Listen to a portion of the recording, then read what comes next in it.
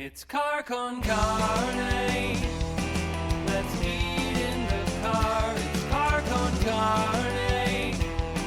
And now here's the star of our show, James Van Alstyne.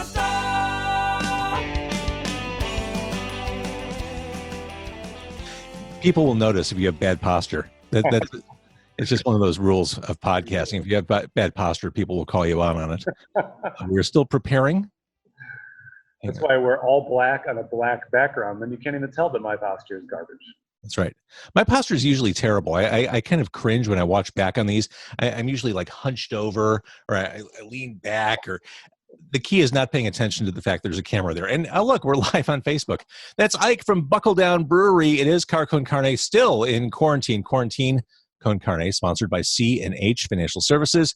I'm going to switch to this view so we can get both of us talking at the same time. Buckledown is 8700 West 47th Street in Lyons, buckledownbrewing.com. And Ike, as I on Car Con Carne have talked a lot about independent breweries over the past few days, one of the first questions I get to, and I'll ask you, how did Buckledown, or how is Buckledown continuing to manage through COVID-19? Right. So we've been a to-go only operation since, I guess, the day before St. Patrick's Day. So I think it was March 16th when kind of the shelter-in-place order came in. So we moved pretty quickly to go to a to-go only option. Now, we were nicely set up to do that because we do a lot of beer in cans, unlike, I think, some smaller breweries who we feel terrible for, who are stuck, serving growlers. We were able to kind of flex really quickly to selling out of our big overhead doors, and really the big struggle at that point was it was freaking cold out, so we had to put on the winter hats and the gloves and kind of get out there and get it done. And I got to say, our customers and really the craft beer enthusiast has been unbelievable throughout all this. I mean, I guess you can look at it and say, well, what is there to do but drink beer, because everybody's stuck at home with nowhere to go and nothing to do. But they certainly didn't go to drink Budweiser or Miller. So, I mean, it's been an amazing outpouring for us. And really the last three-ish months have really flown by. That's great to hear. And that is a common theme I'm hearing, is local communities have made a point of supporting their restaurants, their breweries, their retail. That's encouraging to hear. So here you are, I wouldn't say on the other side of it, but edging toward the other side of things. Yeah. That's all. Oh, sorry. So let's get a little history of Buckledown. You and your business partner, Sean, basically built this facility from scratch, the facility you're in right now, right? Yep. Which is like super handy beyond being handy. YouTube clips and Harbor Freight tools come in real handy sometimes. But yeah, we opened back in 2013. So now we're probably a little bit of the elderish statesman of Chicago craft beer, being around for coming up on 7 years now. That's awesome. And you, before that, this is a common thread, home brewing. You had the bug from many years ago, and that was your passion, and that led to where you are today. That's it. And I got lucky enough. I think you might have done an interview with Haymarket recently, mm-hmm. Right? So I got lucky enough that I in my former office job, we worked right across the street at Halstead and Randolph, and kind of watched as Haymarket got built, and I'd been homebrewing for a long time before that. And it was amazing. Pete Crowley over there, who is like a Chicago brewing luminary, did a ton to help us, took me under his wing, kind of showed me the ropes of how this happens on a bigger scale, and was really invaluable to how we got started. And I think everybody needs, you need those helping hands and that community to kind of support you. And it's kind of odd. You would think that it would be a little more cutthroat because there's a ton of breweries, but it's not really like that. It's sort of frenemy. We're friends, but we also compete, and I think it's a nice dynamic, and hopefully we can keep that way. And that's what I've heard from a lot of other brewers, is it is supportive. And I think there is something to the idea that if one of you is successful, you're all successful. By supporting each other, you're helping the industry. Absolutely. Because if someone is turned on to craft beer in the West Loop and they live out by where you are in Lyons, I had craft beer at Haymarket, let's give Buckledown a shot. It's just everyone wins when that awareness and that passion goes up on a big level. Absolutely. And I think, craft beer drinkers are kind of promiscuous. They like to get around. They like to try new flavors, try new places. So you're absolutely right. That rising tide definitely does float. That's the metaphor I was looking for. That's the metaphor I wanted. Thank you. I'm glad you're on. I'm glad you're on the phone. Yeah, absolutely.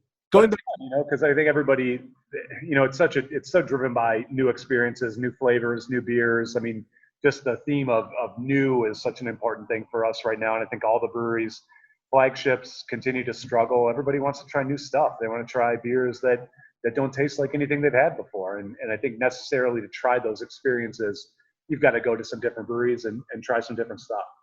well, it's kind of like being a music fan too, and I see this parallel over and over again. As a music fan, you want to be plugged into all the cool new shit. You want to know what your friends don't know. So there's like a pioneering aspect to being a craft beer fan. Like, oh, I tried Ha Cha Cha at Buckledown. Oh, you haven't tried it yet? Oh, really? You should try it. There's almost like a pride in ownership or being the first one to plant your flag.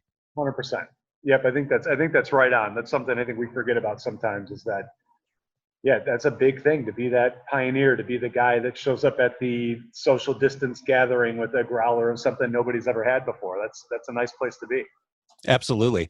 Going back to the build out of your facility, it's lovely. You can't really tell right now because it's a little shrouded in darkness, but when you took the space over, it needed a little TLC, didn't it? Absolutely. So it's kind of just a shell of a space, really. There was an auto shop that was here before, and there were still the lifts and everything when we first moved in. So there was a decent amount of demo that had to be done, and yeah, I mean it was a pretty rough space. I mean, if you haven't been here, the ceilings are beautiful. It's like exposed wood, but other than that, it needed a lot of help. Certainly to make it into a brewery in terms of infrastructure improvements. Putting in the new gas piping and new plumbing and all that sexy stuff. It needed all of that. And for those who haven't been, you're easy enough to get to. I'd say you're probably not quite equidistant, but kind of in between Brookfield and Midway, kind of positioned between those two landmarks. Yep, absolutely. I mean, we're minutes from 55 and First Avenue. I mean, it's a pretty easy trip, really coming from wherever you are, because we're so close to 55. And, once Brookfield Zoo opens, you take the kids to the zoo, stop by, grab some cans on your way home. That'd be great. Yeah. I hope Brookfield Zoo opens. I just saw they laid a bunch of people off yesterday, which was very, very sad. That is brutal. Let's talk about the thing that makes you who you are, Ike. Let's talk about the beer. Yeah. So if you're to summarize your offerings. Yeah, I think we do a pretty broad spectrum. Right now we've got about 15 beers on tap. We usually have between 6 and 10 different beers and cans. Personally, my passion are the classic styles. I love lagers. I'm drinking a Mexican style lager right now. I love English styles and things that nobody likes to drink right now are kind of what my jam is. But we do a lot of different stuff. So you mentioned Ha Cha Cha. That's a Mexican hot chocolate inspired milk stout that has cocoa nibs and ancho chilies and cinnamon and vanilla. It's a very delicious beer that doesn't really taste much like beer. Again, sometimes they're beer flavored, sometimes they're not. We do hazy, so we do a ton of different beers. We try to make sure that even though my passion is for more classic styles, we also need to provide our drinkers what they're looking for. And we take a lot of pride in everything we do and the processes that we take to make quality beer. And I think they're pretty applicable across really any beer style you want to look at. So we do a big variety: hazy, stouts, barrel age, lagers. I mean, we do a little bit of everything. All right. So here's my really basic question for you. What makes an IPA a hazy IPA? Right. So, yeah, I mean, if you go back to 2013, the hazy appearance in a glass was a real big no-no. I mean, we took a lot of steps early on to make sure our beer was as clear as it possibly could be, because that's what people wanted to be.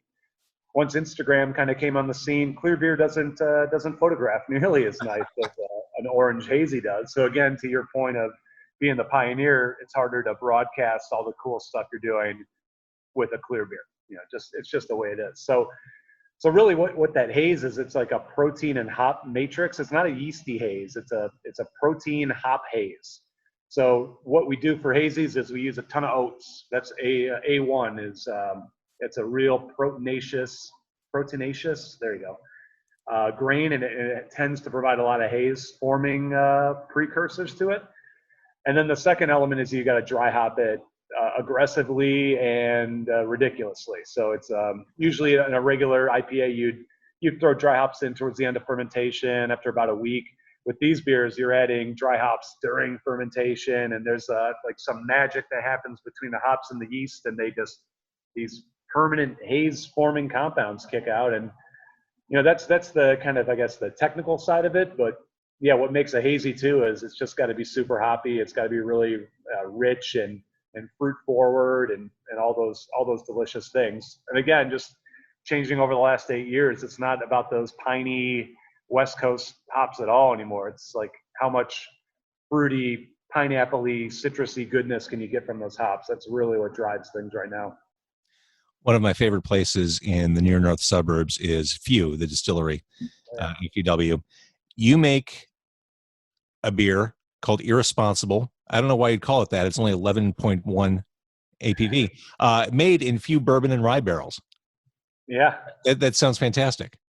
Absolutely. Yeah, that beer started out as a collaboration we did with Greenbush out in Southwest Michigan. And it was a beer called Reprehensible. Because their thing is kind of like anger. It's like one word, aggressive names. So we're like, why don't we name something reprehensible? That's pretty aggressive. And then we put it into rye bourbon. And that started out as it's a red rye beer. And we put it into rye barrels, and that kind of just morphed into Irresponsible. It took Reprehensible, and it became Irresponsible once it got barrel aged. That's a beer we haven't done in a little bit, but that's a real tasty one. Super unique. It's got a ton of rye, so it's got a spicy depth to it that's really good. And then it's the Few rye whiskey barrels that we use. Just again, it has that spicy oaky note to it. That's a lovely beer. It's a really nice one. Lovely. Now, for a straightforward summer beer, sun's been out, blue skies everywhere. Love Tap? Yeah, Love Tap's a great summer beer. It's an IPA, but it's not like a hop bomb. The hops we use is a hop called Cashmere, another one called Laurel, and then we use a hop out of New Zealand called Motueka. And they're not like real, I don't know how to describe it. It's a melony, floral kind of hop profile. It's a real nice, like sipping, easy drinker. It's not a hop bomb. It's about 6%. It's a great beer for the pool or for being outside. It's a real nice one. Going back to the music analogy, there are some music nerds who will go to a show, and if there's a really good guitarist, they'll try to get the guitarist's attention as they're setting up instruments to talk about the different pedals and the way sound is routed through. Do you get guys like that who come in, just listening to you talk about beer, do you get guys talking about various hops and minutia? Oh, absolutely. All the time. I've got some pen pals that email me pretty regularly with stories about the beers and what they're tasting. And it actually is really useful because sometimes those guys call out some really interesting stuff we hadn't considered before. But yeah, we absolutely have a subset. I would say, we've got a real broad customer base everywhere from blue collar people that work across the street all the way out to, lawyers or accountants from the city. We have a subset of beer, like the real beer techie guys, but we don't have a ton of those, which is, I guess, a blessing and a curse because, those guys are pretty important. They're the pioneers in a lot of cases. Absolutely. All right. So Buckledown is at 8700 or 100 West 47th in Lyons. Your hours now are? Yeah, it's a little bit flexing right now, but we're still doing to go. We're building out our patio now. That's probably about a week and a half away from being a reality. So right now we do pick up during the weekdays, 11 a.m. to 1 p.m. and then 4 p.m. to 7. So we've got kind of two different windows. And then on the weekends from 12 to 4. Oh, right on. All right. So we can stop by on Saturday. Yeah, absolutely. We'd love. I'm always here on Saturday. I'm mostly here every day. So I'd love to have you stop by. Fantastic. All right. We're going to stop the Facebook Live. Thank you, everybody, for watching there. Thank you. And thank you, Ike. No problem, man.